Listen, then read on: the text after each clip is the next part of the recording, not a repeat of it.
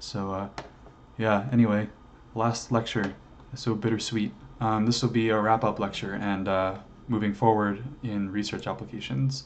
So I'll talk about I'll summarize the class, the future of this class, and some insights that I had from different assignments and different ways of teaching. And I'll also talk about how to move on to research, like how do you make your final project more substantial, which I think is something that is never really touched on in classes, unfortunately, even though I think it's kind of important because people put a lot of work into final projects and there's some really cool stuff out there, but it never sees the light of day because people don't know what to do with it. So I'll talk about some insights that I gained from this field and how you can move on and make your projects cooler. So just to quickly summarize why I taught the class, coming into the BSMS program, I was in a kind of unique position where I've worked for more than 3 different research groups that had totally different goals and publishing strategies, and multiple different advisors who also had different strategies of mentoring and publishing and so on. And so we have these 3 main groups that I was a part of. Gamma and Oculus focus a lot more on the algorithmic side of things, and a lot of the applications that we worked on in Gamma are motivated more by the current consumer applications that exist now and their limitations. In the telepresence group with Henry Fuchs, we worked more on the potential of the technology and prototypes that could potentially exist in the future but maybe aren't consumer ready yet, like a lot of AR and optics falls under this category. And finally, I worked in the Eve group with Mary Whitten, where we focused more on human-centric and user study type things. And the Eve group is also, I believe, the group where Fred Brooks is from when he worked on VR in the 90s. So I also, you might have noticed from the fact that I plugged myself on all the slides, but I worked directly with a lot of the topics that we touched on to some extent, which is kind of convenient for me teaching it at a high level. And also, as an undergrad, I kind of had some personal problems with the CS major that I kind of hope to address with this class. So in the CS major, I felt like a lot of the material in classes was very disjoint when it probably shouldn't have been, because CS really is very interrelated, but you wouldn't know that from taking the classes in our department. The math and physics prereqs in the CS major are absolutely terrible. They're poorly taught. They're taught at such a low level that you literally can't do anything useful with them in most cases. It's just, I don't know. I don't think I think I would have the same mathematical knowledge that I do now with or without the prereqs. So that kind of was annoying. And also just branching off this disjointness problem, I wanted I wanted to build a class that would bring the whole major together and basically, it would be the glue of all the different topics that the CS major teaches, and make a class I would have liked. So you might have noticed that in this class we touched, at least to some extent, on almost every single other CS class, even if it was just a little bit, which was one of my goals. And my ultimate goal was to make class material that would make it much clearer to you why we actually learn these things in CS, because I feel like a lot of undergrads leave the CS major and they're like, okay, well, I have a degree now. What do I do with any of this material? But there are actually there are reasons to know these things. And just going back to the math prereqs, linear algebra, differential equations, and so on are often taught in the scope of machine learning, but we still really need these topics for graphics, but you wouldn't really know that from taking these classes. Also, in my experience mentoring undergrads and trying to help coordinate research efforts, a lot of undergrads felt like research in AR and VR and graphics was very inaccessible for various different reasons. And I mentioned this in the intro slides, that there are other classes on AR and VR at different universities, but there's a huge gap between them in terms of their applicability. So you have really, really low-level classes like the Stanford making an HMD class, and then you have super, super high-level classes like University of Florida has basically a VR version of serious games. But there weren't really any intermediate classes that touch on, how do I make an application that works correctly at a technical level with things that exist already, without having to get too low level, but also not being so high level that I don't know if this application is really technically efficient, or I might not know how to use the APIs that make it better, or whatever the deal is. So I was trying to bridge that gap. Some initial concerns when I was building this class, I had to make all the material from scratch and kind of consolidate a ton of research material. And again, I was in a good position to do that because I worked with so many different fields, but even so, I expect this to be a lot of work. It ended up not being as much work as I expected it to be, but it's still a lot of work. I was pretty happy with how the materials came out though. And we have a lot of great authors in this field because most of these fields that we looked at are graphical, so borrowing their figures and videos helped. There are some materials that I don't actually understand that well, like optics. The key to teaching a high-level class is to pretend like you know what you're talking about and speak confidently enough that people don't realize you don't know what you're talking about. And I did that with optics. I actually don't understand physics that well. I didn't do well in physics, but by looking at the research papers and trying to consolidate them, I tried to make it digestible for you. And that's also why I provided resources so that you could continue your learning and clear up misunderstandings and things like that. I was also worried about how do I grade objectively a class like this while also allowing flexibility in terms of how you do the assignments, your projects, and things like that. There was a fun factor that I was worried about, like something that we, the people who helped build this class, were worried about is, by taking a class like this, you should be excited about the field of AR and VR. We're not trying to discourage people from trying to join it. The class should be fun enough that people actually want to continue in it. And I feel like I didn't get that from any other CS classes. And I also wanted to have this mix of research and application that I wasn't totally sure how to find the balance of. So how do we make research a little bit more digestible? And, how do we bring in the theory where it's important to understanding why the applications work without going on tangents?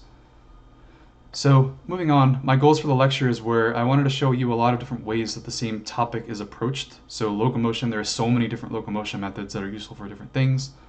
I tried to show you a lot of research without getting too caught up in the details of how they work. I cited the papers if you want to check them out. And I wanted to avoid going on these tangents, like I mentioned, where the details don't really matter that much if you just want to understand roughly how things work. I know people definitely thought, and I agree, that I like to rant sometimes about why I hate Unity so much, but hopefully there was some use in that, because I feel like it's easy to find resources online of Unity people complaining about other engines, but I don't think you get to hear the other side. So, even if you don't agree with everything that I said, I hope that it was at least somewhat useful in understanding my perspective as somebody who develops with both engines, usually simultaneously. Like with one of my projects recently, we have a pipeline that goes from Unity to Unreal to Unity again, and it's pretty whack. I try to provide you with so many resources that you could reasonably dig deep into any of the topics that we came across. I tried to embed a lot of videos so that you could visually understand what's happening. I personally learned really well through videos, and hopefully they helped you as well. Even if they're just little pieces of videos, I tried to provide those so that you could keep checking them out if you were interested in the details. And I also borrowed figures. I personally don't mind admitting that I didn't make all the materials, and I don't mind citing other authors who put a lot of effort into making those materials. So, thanks to them for making the figures and making my lectures look good. And hopefully by using their figures and citing their papers, it actually improves the community as a whole, because it's more of a web of people knowing different projects, and I think it's just good for research in general to cite as many people as you can, and take advantage of the effort that people put into their papers. So we didn't cover some topics in detail, which is fine. I would have liked to go a little bit more into physically based modeling. We started getting into it with the reconstruction material, but we never really got into the details, like how does collision detection actually work would have been interesting. We never really got into more complicated 3D graphics like particle effects, the rendering pipeline, and so on. There were some other AI concepts that I would have liked to go more in depth with, like how do you actually implement good navigation? How do you make good dynamic animation? How do you make animation state machines? Things like that. Assignment 10 has some materials for you to do that, but I would have liked to have another demo session if we had time. There are also some more complex statistical metrics that you'll definitely see in papers in HCI, such as post hoc analysis, which some of you did in A7 or in A8, and some types of corrections that we make depending on how many users we have. It would have been nice to go more into detail on why we need to make these corrections, but they're there and you can check them out. I tried to, in assignment 8, there were some resources for you to continue learning about this, and you can also just kind of play with SPSS parameters and look them up. And there were some advanced topics that we talked about last time, like half pixel factory displays, that I originally actually had entire lectures dedicated to, but obviously the plans changed. And eye tracking would have been a cool thing to go into detail with as well. Who's texting me? Oh, it's our boy. So, moving on. My philosophies when I was designing the assignments included, I tried to not assign anything that you're not likely to ever see in AR and VR again. I tried to assign things that touch on skills that you would absolutely need to do anything useful in any of the subtopics that we talked about. My grade breakdown system, I was pretty happy with how it came out. I wanted to make it clear what counts for what, and I wanted to make it hard for you to destroy your grade for just making simple mistakes, which is what I did as an undergrad. And I think that making it too easy to destroy your own grade is what makes cheating so lucrative in a lot of classes, and also having material that's too bland or repetitive. So part of the grade breakdown system was to try to make cheating not as lucrative, because it's not hard to get a good grade in this class. It's not meant to be. I tried to be flexible, which worked out well with the quarantine situation, and I tried to design the requirements for all of the assignments such that anything that you do is okay as long as the requirements are met. I didn't have a specific image in mind about I wasn't exactly imagining what everybody's assignment would look like. I didn't know what kind of audio sources you would use. I didn't know what visuals you would use, what meshes. I gave you examples, and I think people ran with it, which was really nice. So I designed the assignments like client requirements, and I tried to design the class assignments and their grading structure in general such that you could get a good grade by putting an honest effort into the class and doing good work without the expectation that you're going to get every single thing right, which this is a fun challenge in like, how do I grade this objectively and consistently when there are no single solutions for any of the assignments, and you should have some creativity in there as well. It was a fun challenge trying to figure out how to balance this. I tried to avoid punishing students for points of confusion and ambiguity. So in the earlier assignments, there were definitely some points of ambiguity, and if somebody had a reasonable explanation for why they should get points for something, then that was fine. I mean, I definitely tried, especially in the midterm assignment, to grade everybody exactly the same way.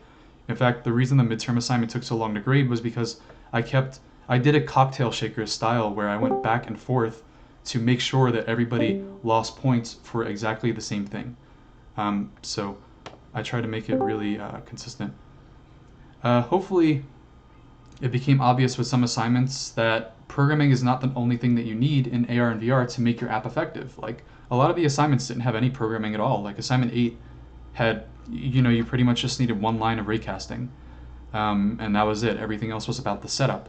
And in AR and VR, that actually is the case. We spend so much time setting things up that the actual application may not be that technically complicated. And that's just how it is working with hardware and emerging technologies. The apps, some APIs are hard to make from scratch, like audio propagation is really hard to make from scratch, but in general, we have a lot of good APIs that will do this for us, and we don't need to spend too much time in the nitty-gritty details. I tried to design all the assignments work with either engine. I provided tips for both engines. I think it's worth knowing both engines to some extent because they both have very different and important uses, and people have different goals. Some people want to work at Oculus or Facebook. Some people want to work at indie companies. Everybody has a different goal in a class like this.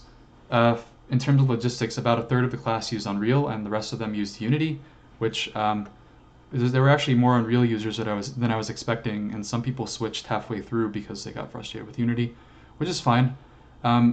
Unreal 4 had a lot of its own challenges, such as it has a very, very high learning curve. The engine in general, it is object-oriented, but the features are a lot different than what you're probably used to going through the CS major. Blueprint is a little weird. There are a lot of the requirements to get Unreal working are very high.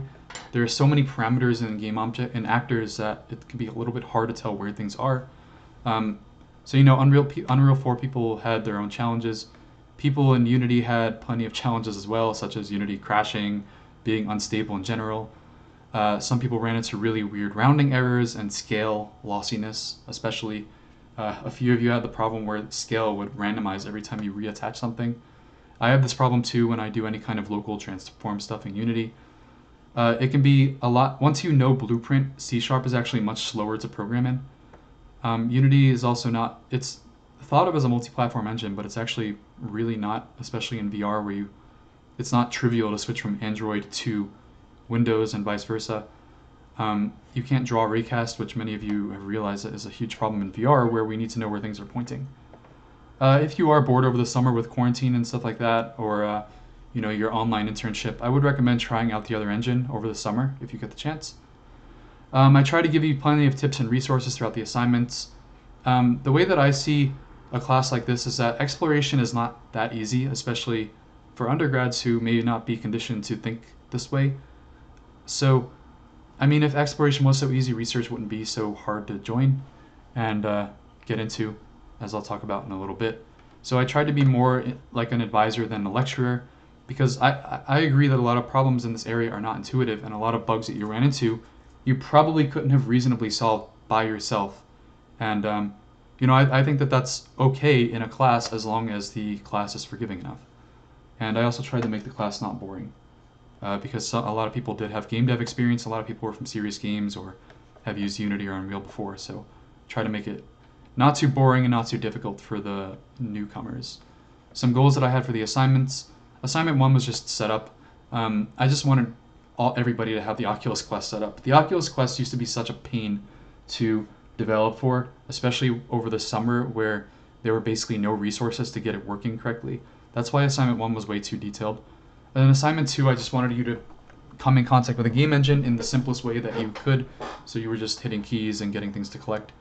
Assignment 3 was having you understand meshes better and deal with very strange code. And I think that I met that goal, but there's a reason that I might not assign A3 in the future, which I'll talk about in a second. Assignment 4 was about modularity and data structures, which I think are important topics that the department, or at least the earlier CS classes, may not spend as much time on, or they don't teach it in a way that works as effectively as I think it should, which I guess is kind of the point of the new curriculum, the 210, 310, and things like that. So I try to spend some time on things like this in A4. In A5, the point was definitely to get you familiar with VR, but my implicit goal was to have you troubleshoot hardware. I don't think undergrads get enough experience with that. And unintentionally, a lot of you found the value of having a good development environment, like working with the Oculus Link versus building the APK every time. In assignment 6, it was just your first experience with a user study, and you made yourself and other people sick, so you now know the physiological effects of VR. A7 was a lot of vector math, and A7 was definitely the one assignment that I think strayed a little bit too close to, you probably won't implement steer to center in the real world, because redirected walking is not as common as the other locomotion methods. You might, but here I was definitely straying a little bit too close to something that was too niche. But I think that there's value in knowing how to work with vector math, and you'll see it constantly. And this was also your only real VR algorithm that you actually implemented. So this was very close to other class assignments. You also learn why the VR character structure matters. Assignment 7 was simple enough. It was just 3D sound, and you got to work with some new APIs that just came out within the last 2 years. Assignment 9 was skeletal animation and geometry and basic math, and so was assignment 10, except assignment 10 had more focus on navigation. A lot of you didn't do assignment 9 and 10, and they're extra credits, so that's fine, but these were the goals. Assignment 9 and 10 were really meant to focus on animation, which is important. Some insights from these assignments. Assignment 1 definitely had too many obsolete details because the Oculus Quest used to be so hard to get working. Otherwise, I think it's fine. Assignment 2 I think was fine overall, but I should probably provide a little bit more information on how you make pointers. I provided a lot of images, so I don't know, I guess when I get the feedback form back, I'll see what people thought of this. Assignment 3, I think the skills are useful. Knowing how to use the 3D modeling API is really important, but for this class it ended up not being necessary because you never really touch Blender again. And this assignment ended up being a lot harder for people than I expected it to be, and it consumed a lot of time in general. And so if I were to remove one assignment to try to make more space for A9 and A10, it would be this one. And just from my perspective, this took forever to grade because I had to give people detailed comments on 50 lines of code per person, and it took at least 10 minutes a person, so it took days of grading. I'll never do that again. Assignment 4 also ended up being a lot harder than I expected. Part of it was my fault because the instructions may not have been split up as well as I thought between Unreal and Unity. Part of it is, like I said, I don't think the CS major emphasizes good software design enough, these data structure modularity concepts. But our new professors are doing a good job, I think, of changing this. Their classes seem like they're doing a good job of trying to emphasize this. Assignment 5 I think was okay. Like I said, I think you learned the hard way why Oculus Link is so useful. We should get better cables in the lab that are not as finicky, but those that we had in there were like $5 each, which is, for an independent developer, they're fine. Assignment 6 I think was okay. Assignment 7 I also think was okay, but you might not have appreciated the redirected walking as much without being able to test it in VR. Assignment 8 I think was also fine, and this hopefully was some strong evidence that you don't need to have really, really strong programming skills to make something that is still cool and effective. Most of you made some good audio, and your script was as simple as possible. It's like 2 lines of code. And assignment 9 and 10, I mean, it's extra credit. Not enough people have actually done them, so I can't make conclusions about them yet. On the HCI side, I'm trying to push through this material so that I can talk about research. On the HCI side, I would argue that now that a lot of fundamental concepts in CS are developed and the theory is really well understood, I think more CS should be understood from a human point of view. For whatever reason in the modern age, I think ML and HCI tend to be polar opposites when they should not be. I think it's just a culture thing, like machine learning doesn't quite have a user study focus. It's unfortunate, but hopefully that changes over the next few years. So anyway, this is to say that I think you understand human-centric design a lot better than a lot of grads do, partially because a lot of grads work in just machine learning. I received some great advice from Fred Brooks that the applications that you make are made for the user, not the other way around. You need a user that will actually use your application, and you need to design it for them. You can't just make some imaginary user that doesn't exist and work on an application arbitrarily, which is something that I wholeheartedly agree with. In terms of the lab space and the whole sharing system, I was being very overly cautious because this is new equipment. In future versions of this class, maybe there will be some equipment borrowing policy, or maybe some lab fee where you can kind of just keep the quest for the semester while also providing funds for more quests. I think the value of a lab space, especially working in Gamma where we did have a big lab space where everybody worked in the same big room and could talk to each other whenever they needed to, I think that this is underappreciated, and a lot of you have noted in the midterm feedback forum, for example, that being able to talk to other people who are working on the same problem next to you works wonders. I mean, it helps you solve some really complicated problems, and I thought that was interesting. So anyway, moving on to research. Why might you want to do research? If you like doing this kind of exploratory emerging technology work, and you like working at this cutting edge, research may be a good option for you because that is pretty much what research is. Some of these things that I'll talk about are just insights from working on so many publication deadlines over the last few years. I think over the last few years, because industry is so lucrative, research lost a lot of popularity. And part of it is that industry is lucrative, but part of it is also that people just aren't really sure where to get started. And some of it, in my opinion, is that grads are they're a little bit too hesitant to be mentors, and they can kind of just give a task to an undergrad and let them go on with it, and the undergrad just won't know what to do. And it's a little bit discouraging. And like I said, industry salaries are very lucrative, but you may not end up working on very interesting things. And some of us are not motivated by money at all. So what is research good for? It's good for helping push a field forward such that the things that you develop can eventually make it into industry. You work on really interesting projects. You can call your work your own instead of a company's, which I think is an important thing to think about. There's much more individualism, I would say, in research than in most industry work. And if you ever move on to getting a PhD, it actually opens a lot of doors within industry, such as research engineer positions, things like that, within research groups that are in big companies like Microsoft Research, Facebook Reality Labs, and so on. And usually PhDs have a much higher salary, but this is a kind of constant debate that if you are in industry for the amount of time that you were getting your PhD, then you would have made up for that loss of money much faster. This is just sort of a fundamental debate about how much do you care about the money. So some terms that are important for research. First, we'll talk about impact factor. So this is a term that just describes the general quality of various things in research. So papers can have a certain amount of impact based on how much do they contribute to the field relative to how long they are, where did they get published, things like that, what community were they published in, so on. Conferences themselves and other publishing venues, which we'll see soon, have impact factors based on how many papers get published there, how historically impactful are they, how long have they existed, things like that. And individual researchers also have an impact factor based on how many citations did you get, how much value is there for each citation, how much did you contribute, how many papers did you write, how many of them are first authored. All kinds of things affect impact. So at a very high level, citations are just you getting cited in some other publication. Me citing people in lecture slides doesn't count, unfortunately, for the people who wrote the papers from which I borrowed figures. But a lot of different publications do count. And actually, lecture slides do count. They can count as a sort of publication. There's still a contribution to the community, so some of it is just subjective. But there are objective measures of impact.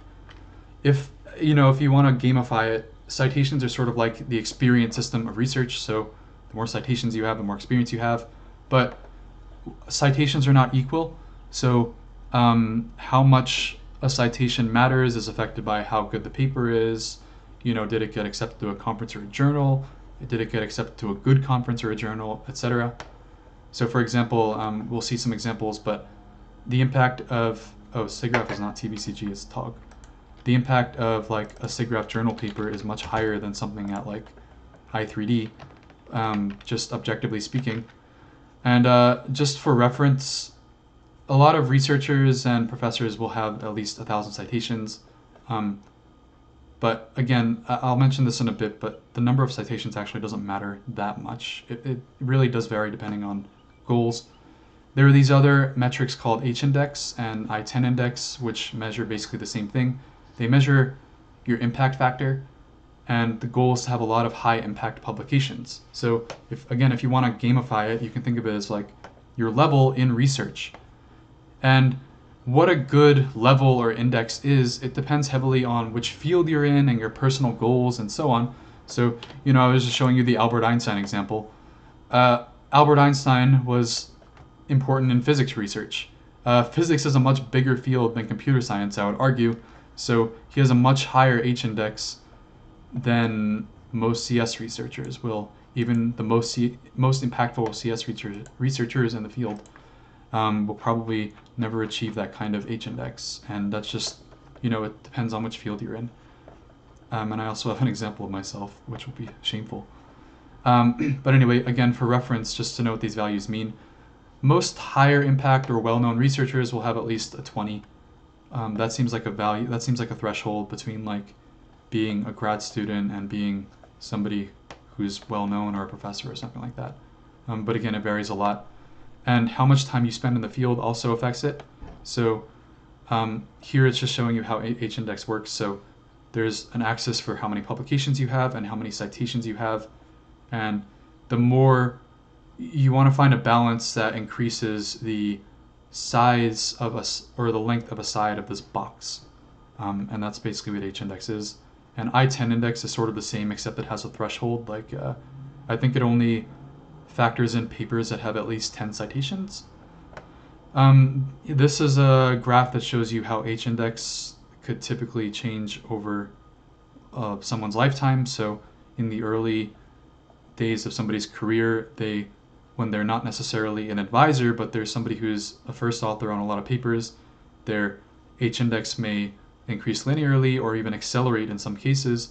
And then as they move on to more advisory roles, it might level out a bit. It really does depend. Here is just another example of a researcher that has only a couple of highly cited papers versus somebody who, well, they have relatively few highly cited papers. So they only have 4 papers that are very impactful, and their H-index is the same as somebody who has a lot of papers, 12, but without as many citations. So you can see how there is this sort of balance. Just to kind of mention, or maybe as a disclaimer for these metrics, some people do actually have the goal of just trying to increase the numeric values, and that is their goal. They're trying to win the game, in quotes. But in my opinion, and realistically speaking, if you're trying to make a subjective impact in your field or community, if you're holding workshops, if you're helping other people, you're making lecture slides, you're publishing things whenever you need to, maybe posters, maybe papers, whatever, and you're solving problems that people in your community care about, your impact will just increase naturally. You don't really need to try to achieve a certain numeric impact. It's sort of, it'll just kind of make you lifeless, I would say, even though that's a little bit extreme. But I think that if you don't subjectively care about your research, it will come out in your paper just feeling lifeless, or you're just pushing out a bunch of papers that don't have impact, or they're repetitive or whatever. So the important part is the naturally. I think that if you're a good researcher, you shouldn't have to worry that much about impact. It'll just happen. And ultimately, if your objective values of impact, like H-index, don't increase, it's fine. In a lot of cases, it's just superficial, and you'll know the impact of your local community because people will cite you, they'll read your papers and things like that. So just like you can be a good developer with a low GPA, you can be a good researcher that doesn't necessarily have a high H-index. And that's still fine. People have different goals. So moving on to how publications work. There are 2 major publishers in computer science, and there are plenty of other publishers, but these are the 2 big names, ACM and IEEE.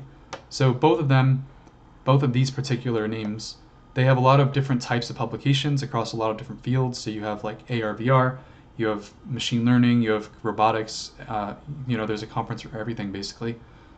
These 2 names in particular typically have very high impact in the community, and they're very well respected.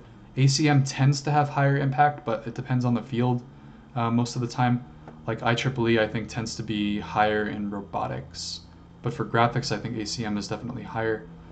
They're both very reliable, which is important because I'll mention later fake conferences and journals.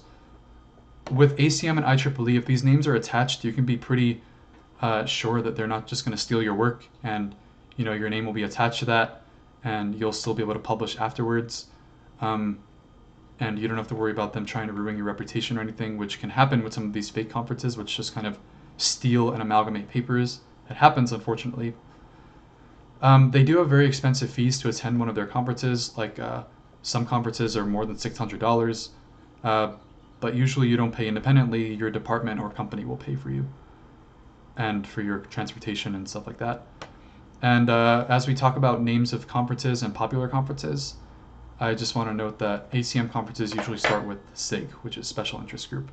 Oh, also, I just wanted to show the comparison, the really sad comparison between me and Albert Einstein. Well, not sad. I would consider myself a relatively good researcher, but I don't have a high H-index because I only have so many papers, I only have so many citations, and I only have 5 years of experience in the field.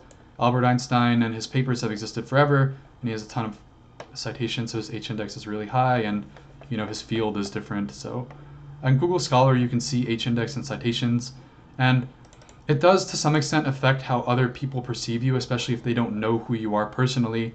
This is sort of how, this is basically the cyber stalking of the research community. But anyway, it's good to know. Even if you end up not caring about any of this, I think it's still good to know that these things exist. Moving on. So I'll talk about some different types of publications. First of all, conferences.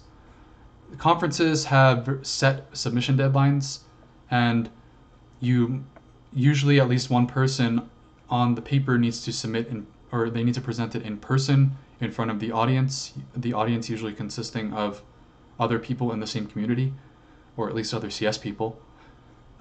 Usually the conference itself, which will be in a lot of the times it's in a different country, like conferences are usually international, but usually they'll be held like half of a year after the submission deadline. So for example, if you submit your paper in the fall, that usually means that the conference itself will be in the spring or the summer.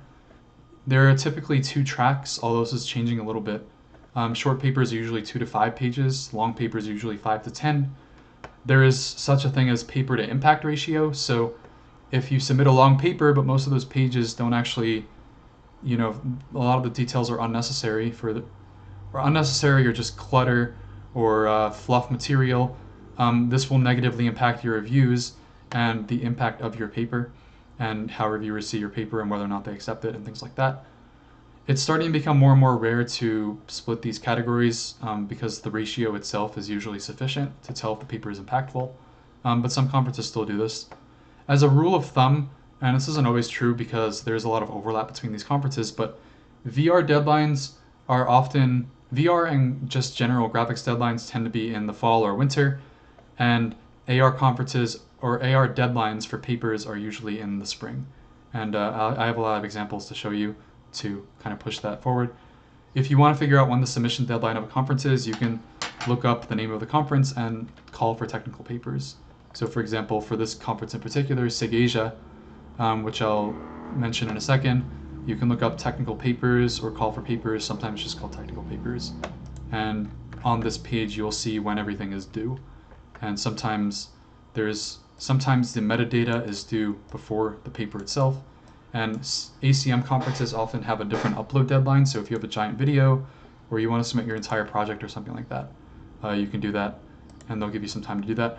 Some popular conferences, SIGGRAPH is a really high impact and probably the biggest graphics conference. It's really popular with big companies like Disney. So a lot of the animation work that we've seen was published at SIGGRAPH.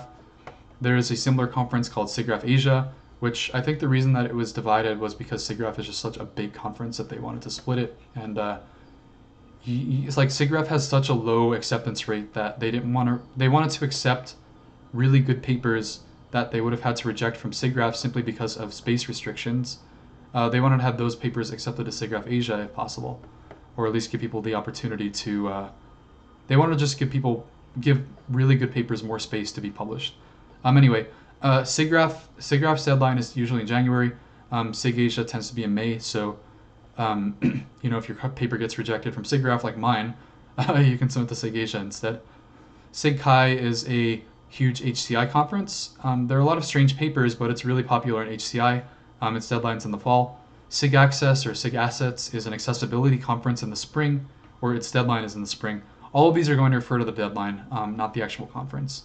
You can just think of the rule of thumb of the conference itself is usually half of a year ahead.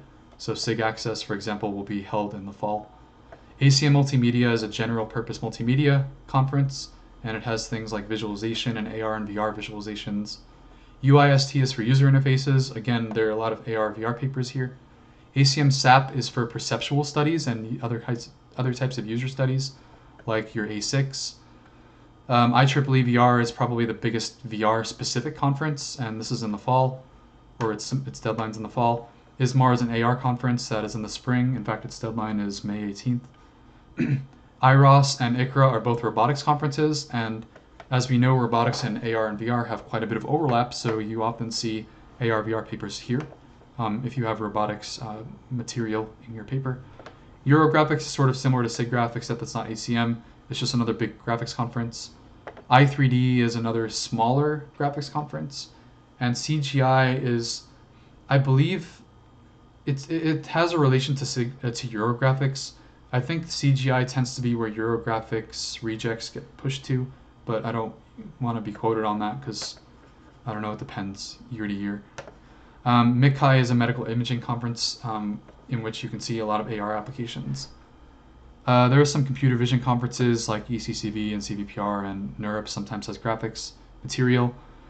I would be careful about conferences like this for pure AR and VR papers because recently these conferences have had a little bit of a problem where there's a lot of fake data and replicability is a problem. So in these conferences, it can be a little bit harder to tell whether the results are good because it's just a bunch of data and graphs. It's not like graphics where you can just see if something looks like it'll work or not, or if it looks good. So this has been a bit of a problem recently, and there have been a lot of bench rejects. So anyway, moving on to journals. Journals typically have a rolling submission deadline, meaning you can just submit whenever you want and it'll get reviewed periodically. And also a lot of conference papers, or a lot of conferences will recommend your paper for a journal if it's good enough. And usually when you make the journal version of your paper, it should have 50% more content. Journals are arguably the hardest type of publication to get, but they also have much higher impact. And in these types of publications, reviewers want basically close to perfection. So, I know multiple grad students who tried to submit to really popular journals like TOG, and it took years to get published because the reviewers wanted them to correct very minor things. So it was a rough time. And also your paper to impact ratio needs to be really good. These papers tend to be much longer, like typically somewhere from 10 to 20 pages. They're usually presented at a conference anyway, in sometimes just with the conference papers, sometimes in their own little breakout sessions. There are a lot of fake journals. I don't want to show you my emails, but once you publish papers, you'll start getting these emails that are from clearly fake journals where they're like, just submit, we're a new conference and we want papers. But a lot of the times this is a scam, or they're just fake journals, or they have such low impact that your paper will never get a citation, or it'll never see the light of day, or it just will have no impact on you whatsoever, except that you've basically lost the paper because you can't submit the same paper to multiple conferences and have it accepted at both of them. So beware. Some popular AR/VR journals. ACM TOG is where the SIG papers often get recommended to. TVCG is where a lot of IEEE papers get recommended to. TBC is where conferences like CGI and I think Eurographics can get recommended to. ACM TAP is for more perceptual papers. And JASA is for only audio papers. Or acoustics specifically. Or I think acoustics is more general than audio. Anyway, it's a not important technicality. Moving on, posters. Posters are usually for less substantial work, like papers, like work that can't really extend to an entire paper. If your work is potentially publishable, but it's not really there yet, reviewers will often tell you to submit to the poster track, or sometimes you can just do it anyway if you don't think you can get a publication out of it, but you just want to submit it somewhere. They're arguably the easiest thing to get accepted, but they also have very low impact. Usually conferences will have some poster sessions where you put your poster on a wall and you talk to visitors who are moving around. Another type of publication are demos. So for projects that are effective to show in person, or if your paper is hard to evaluate, or if it's not well evaluated enough to make it to a paper or a conference or journal paper, but it's something that's worth demoing, you could submit it to a demos track. Most of the bigger conferences will have some demo track, like SIGGRAPH has Emerging Technologies or eTech, and for these you need to submit some plan for space usage, personnel who is going to be demoing it throughout the conference, and so on. And this is still a really good way to meet people and get recommendations for your work and just showcase really cool projects. Finally, we have lectures and workshops. So these aren't really publications per se, but they can have a really good impact on the community, especially if you know a topic really well and you can teach it well, and others may not necessarily know that topic that well. You can hold a lecture or workshop on it. It's also a good way to just get your name out there, and you'll often see yourself on YouTube. A lot of conferences have some separate breakout sessions for these, and you can usually find recorded lectures and workshops on YouTube, and many of them I've cited throughout my lectures. I'll try to rush through this material because I don't think I have many slides left, but I think it's important. Yeah, I'll just kind of rush through it, and you're free to look at the details later on. But how research papers are structured is usually you have an abstract which summarizes the entire paper in one paragraph, an introduction which basically summarizes the entire paper in one page, so it's like an extended abstract in some ways. You have a background section where you explain the state of the art, what you're trying to improve and things like that. You have a system or evaluation or implementation section where you talk about the technical content of your work. Then you have results and observations where you mention your p-values and your different analysis metrics. Then you have a discussion section where you'll talk about why may have those p-values been what they were, what do they mean in terms of your hypothesis, things like that. Then you'll have a conclusion where you kind of summarize the paper again, but this time you factor in the discussion and observations a little bit more. And finally, you might have a future work section where you're basically passing the rock to some other researcher who may want to expand on your work, and you're just giving them ideas for what they might want to improve. And that's sort of how research moves forward. I forgot to animate this slide. So the submitting process is you just work on a project. Sometimes it'll just be because you're a grad student. Sometimes it'll be a class project. You write a paper on it with that structure. You find some conferences that are good to submit to. So your advisor might suggest things. You might just get them from my slides from before. Maybe you'll find some on sites like these, which actually tell you all the deadlines. They're really handy. You can go to your call for papers page and figure out all their requirements, their deadlines, and things like that. Then there will probably be a separate metadata deadline, so for the abstract and the title of the paper and authors and things like that. Then you'll submit your paper, you'll wait for reviews. If your paper was conditionally accepted, that means your reviewers liked it, and you'll make changes to perfect it and check with them that you made those changes sufficiently. Then you'll submit a camera-ready copy, which will eventually get published. If it's rejected, some conferences have a rebuttal process where it's basically a second review process where you can address some points of possibly misunderstandings, or if you thought that some minor thing led to you getting rejected, you can kind of address that. Otherwise, if there is no rebuttal process, you can still respond to the reviewers and just kind of make them happy, say thanks for reviewing my paper. I'll make it better and things like that. So the way that reviews work is the conference usually has chairs who will delegate to different committees that handle individual subfields. And they'll people will submit a bunch of papers, and the chairs will divide the papers among subfields. Each of these committee papers will usually send papers to others in the field who offer to review. So for example, I was a reviewer for IEEE VR and this past year because I have papers in IEEE VR. So you can do that. A lot of the times, research advisors will just kind of give the papers to their grad students to review, sometimes for practice, sometimes through laziness. There are some sources of reviewer bias that are addressed in the following ways. The review process is double-blind, so you and the reviewer should not know who each other are. You shouldn't be able to deduce it anyway. Sometimes you can, but sometimes reviewers can be a little bit petty about you not citing their papers, and occasionally you can actually figure out who the reviewers are based on them wanting to cite all of their papers. Your voice got cut off for a few seconds there, Nick. Really? Yeah. Well, I'm running out of time, so you can always check out the slides, but I was just saying how reviewers can sometimes be petty about not citing their papers, and you can sometimes figure out who the reviewers are based on which papers they want you to cite. Like if they're like, cite these 5 papers on which have all the same first author, it starts becoming obvious. It's kind of rare though. Sometimes you can request reviewer continuity, so if you want the same reviewers between journal and conference, for example.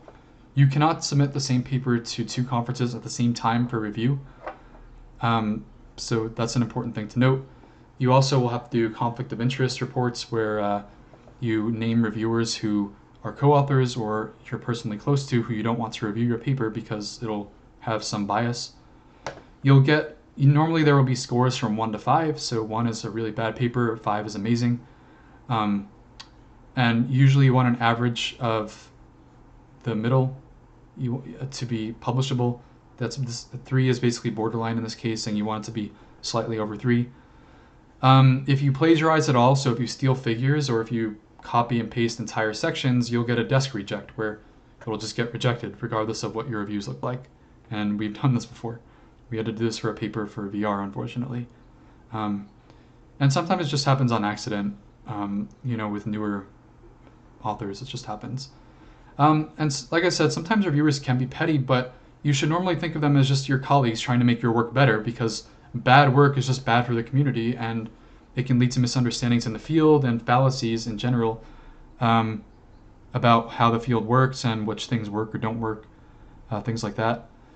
And your first few rejections can be a little bit rough, and you might take them personally, but you get over it after a while.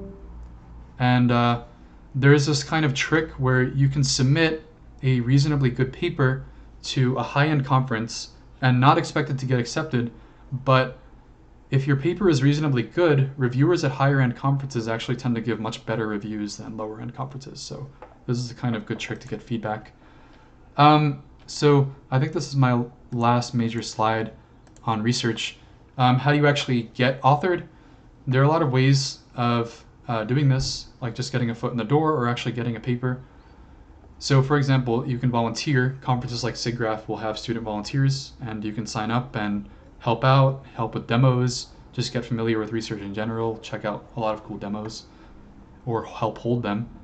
There are these low-hanging fruit topics where the topics are really close to being solved, or you can expand it relatively easily, but maybe